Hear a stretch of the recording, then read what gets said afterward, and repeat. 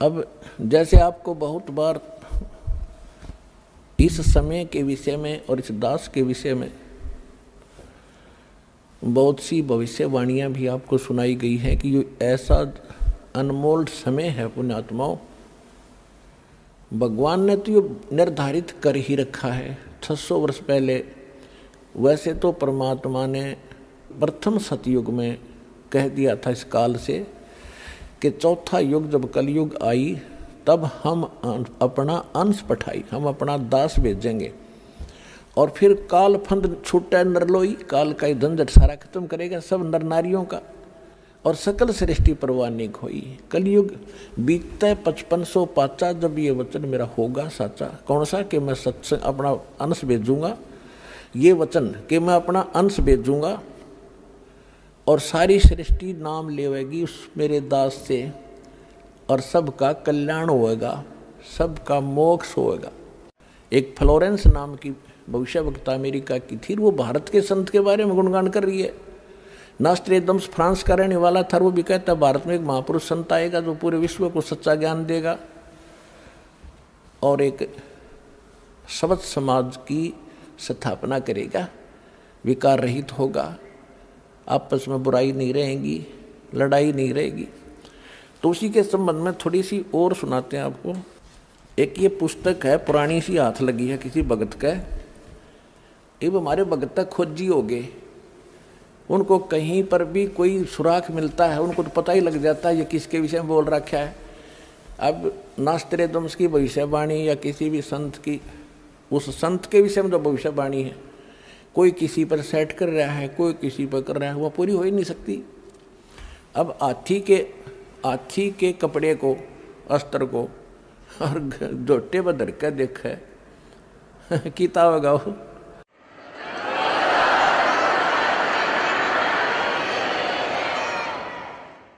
वो तो हाथी पर फिट होगा वो जिसका है। ये देखिएगा, यह एक पुस्तक है, एक पुरानी फटी पुरानी सी है किताब। ये देखो,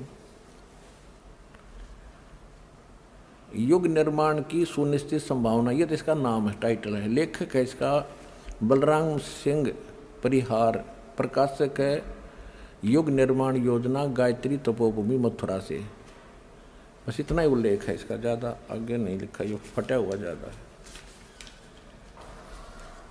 ये देखिएगा पृष्ठ नंबर 19 पे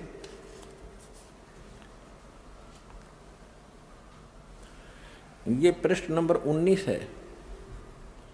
इसके पृष्ठ नंबर 19 पे यानी 19 पे क्या लिखा है कि स्वाधीनता यानी आज़ादी के 4 वर्ष बाद एक शक्तिशाली धार्मिक संस्था प्रकाश में आएगी और सारे संसार का उद्धार करेगी। उद्धारक इस संस्था का स्वामी संचालक होगा। अब यहाँ ये क्या है कि किसी एक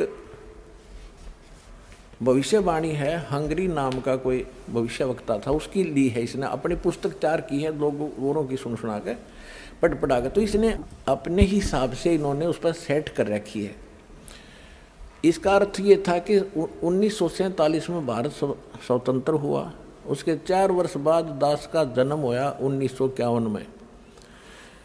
इसका अर्थ तो ये बनता है कि स्वाधीनता के 4 वर्ष बाद 1951 में एक संत का जन्म होगा जो धार्मिक संस्था को ऐसी बनाएगा जो पूरे विश्व का कल्याण करेगी।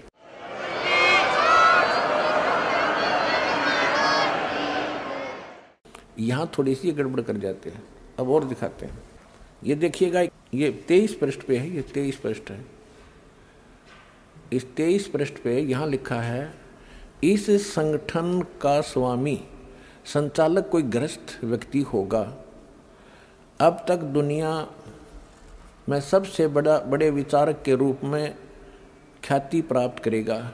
वह व्यक्ति सामाजिक उत्तरदायित्वों से लेकर संसार के सब देश शांतिपूर्ण कैसे रहें उसकी यह व्यवस्थित आचार संहिता तैयार करेगा। उसके जीवन भर के संग्रहित विचारों को यदि एक पुस्तक में लिखा जाए तो बहुत बड़ी पुस्तक बन जाएगी। इसका अर्थ ये है। यहाँ एक 29 पृष्ठ पे देखिएगा, 29 पृष्ठ पे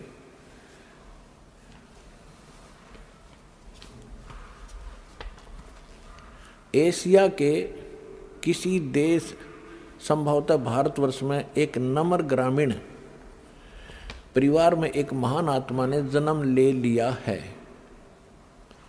जो एक महान आध्यात्मिक क्रांति का सूत्रपात, संचालन और नियंत्रण करेगा। इसके पीछे क्रियाशील आत्माओं की शक्ति होगी जो संसार की वर्तमान विकृत परिस्थितियों को बदल डालेंगी।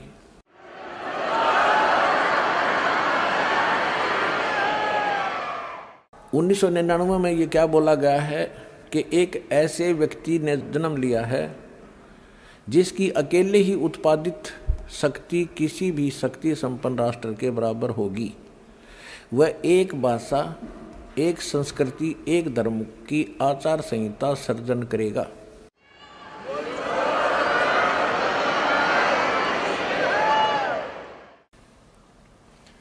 यहां देखिएगा 43 पृष्ठ पे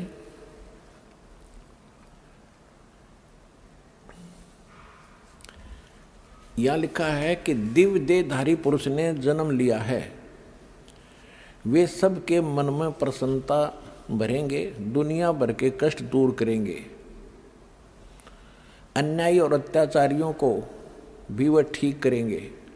रात्रि के प्रथम पहर में जब मैं प्रगाढ़ निद्रा में होता हूँ तो स्वप्न में एक दिव्य पुरुष को देखता हूँ, दिव्य व्यक्ति को। किसी जलाशय के निकट बैठे हुए इस योगी के मस्तक में दोनों भौं के जहाँ मिलती हैं तो उसमें अर्ध चंद्रमा के दृश्य होते हैं। उसके बाल सफ़ेद हैं, सुब्बर वेशभूषा है, यानी साधारण सुंदर, वर्ण गौर है, गोरा कलर है, तथा पैरों में चर्म विहीन पाहन यानी पादुकाएं हैं। बिना चमड़े की जूतियां पहनता है। आज तो हमने पूरे अनुयायियों से कोई बैन लगा रखा है कि चमड़े की जूती तुमने पहननी है नहीं। मैं तो पैरूं था कितने।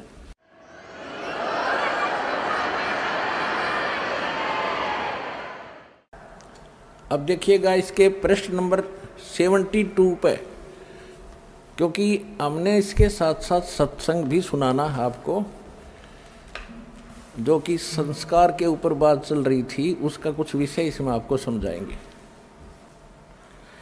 इसके 72 पृष्ठ पर देखिएगा,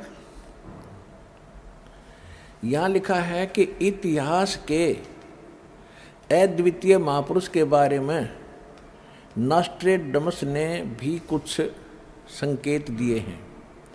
उसके मस्तक में चंद्रमा होगा, वेशभूषा बहुत सादी होगी, यानी लाल पीले कपड़े नहीं होंगे, उसके लंगोट लंगाट बांध कर नहीं घूमेगा। 2 विवाह होंगे, 2 पुत्र होंगे, 2 पुत्रियां होंगी। अब यहाँ इसके ऊपर थोड़ा सा आपको संस्कार का भी बताऊंगा कि जैसे इसने लिखा है नॉस्ट्रेडमस जी ने कि उसके 2 पुत्र होंगे, 2 पुत्री होंगी, 10 के 4 संतान है, एज इट इज। और जो ये भविष्य वक्ता होते हैं या दार्शनिक होते हैं, इनको जो भी होना है, जो भगवान ने निर्धारित कर रखा है, वो ही देख सकते हैं। और निर्धारित करनिया भगवान है, वो उसने घटा बढ़ा भी सकता है, जब समय आने पर वो उसकी अपनी मौज होती है। इसमें लिखा है कि उसके 2 विवाह होंगे। तो पुण्यात्मा परमात्मा ने संस्कार काट दिया दास का। 2 विवाहों का संस्कार था जो भगवान ये देख रहे हैं तो गलत थोड़ी देख रहे हैं। और 4 संतान का भी संस्कार था, वो चारों उत्पन्न भी हो गए। अब उत्पन्न होने मात्र से बात नहीं बनती, आगे इनकी परवरिश, इनके विवाह शादी, तो बहुत लंबा कार्य था, बहुत बड़ा ऋण था हमारा इनका, तभी तो संतान रूप में मेरे पास आए। तो 1988 में दास को उपदेश प्राप्त हुआ। 1994 में दास को यह मजदूरी मिल गई। यदि परमात्मा की शरण ना होती, समर्थ की शरण ना होती, तो इनके साथ ही रह करके इनका लेन देन करना था। फिर परमात्मा ने उनका लेन देन तो खुद किया और दास को अपने शरण में लेकर, ये दास जूनियर इंजीनियर जेई की नौकरी करता था हरियाणा सिंचाई विभाग में। और ये भी ना कोई सोचा किसी का भरम हो जाए, कोई मांगनियाँ खड़ियाँ था, इसलिए वो छोड़ दिया होगा छोटी नौकरी ना, 2 रोटी बढ़िया मिल रही थी। तो कहने का भाव यह है कि परमात्मा ने दास को अपनी शरण में लेकर, एक बड़ा लड़का एक बड़ी लड़की का केवल विवाह किया था, 2 बच्चे पढ़ ही रहे थे, उस समय दास परमात्मा के चरणों में लग गया था नौकरी त्याग कर। और वो बच्चे आज अन्य से कम नहीं हैं, यानी मालिक ने उनको औरों से भी के इक्विवेलेंट ही उनकी परवरिश करके, जो दास ने करनी थी वो भगवान ने करी। मेरा संस्कार काट दिया ना, मैं न मुड़ जा रहा तब फिर आप तक कैसे पहुंचा पाता इस अनमोल ज्ञान को। और दूसरा था विवाह का, यदि दूसरा विवाह हो जाता तो मैं वही लटपट रहता, परमात्मा ने भी कैंसिल कर दिया। अब जैसे क्या बनती है, एक चुटकुला है छोटा सा, एक व्यक्ति के 2 विवाह हो गए किसी कारण से, कोई संतान ना थी बड़े वाली का। तो कुछ दिन के बाद वो आपस में झगड़ा बहुत करने लगी, तो दोनों के मायके वाले आकर के उन्होंने क्या फैसला किया, भाई ऐसे नहीं, इनको अलग अलग कर दो, एक को ऊपर चौबारे में दूसरी को नीचे। ठीक है। फिर उनका झगड़ा रहने लगा कि एक कहती है कि मेरे पास कम आता है, नीचे रोटी खाई जाता है। फिर वो झगड़ा मिटाया, उन दोनों के मायके वाले फिर आ गए। उन्होंने कहा भी ऐसे करो, एक दिन इसका यहाँ पर खाना खाएगा, एक दिन ऊपर, एक दिन नीचे। उन्होंने कह दिया भी प्रथम एक कम ने तो नीचे और द्वितीय न ऊपर, तृतीय न नीचे, चतुर्थी न ऊपर, ऐसे खाएगा। ठीक है। एक दिन क्या हुआ, वो छठ और सातम इकट्ठी होगी। अब जो ही वो दरवाजे में आया, नीचे वाली ने उड़े पकड़ लिया हाथ, ऊपर वाली ने दूसरा पकड़ लिया, उसने खींच के लेगी ऊपर ने, जिन्ने में गए। फिर वह भाग के लाई नीचे घसीट के, उसने अग्नाथ सात्यम है, वह क्या छठ है, उसके गोड्डे फोड़ दिए रिहर्सल करके। तब पुण्यात्माओं 2 विवाह हो जाते थे, मेरे उड़े गोड्डे फूटे जाते।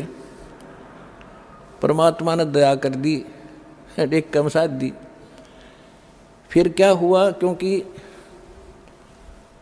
ये 2 विवाह इतने बुरे बताए हैं कि एक बार उसी व्यक्ति का चोरी होगी, चोर पकड़ लिया, पंचायत हुई, पंचायत में फैसला हुआ भाई जिसका धन जा रहा है वो बता दे इसको क्या सजा दें। और जिसके 2 ब्याह हो रहे थे वो दुखी छक्कर था, इन्हों बोला इसके 2 ब्याह कर दो, और छठ सातम इकट्ठी होगी जब देखूंगा इसने। तो यार छठ सातम के चक्कर में ये मालिक ने ये संस्कार दास का चेंज कर दिया।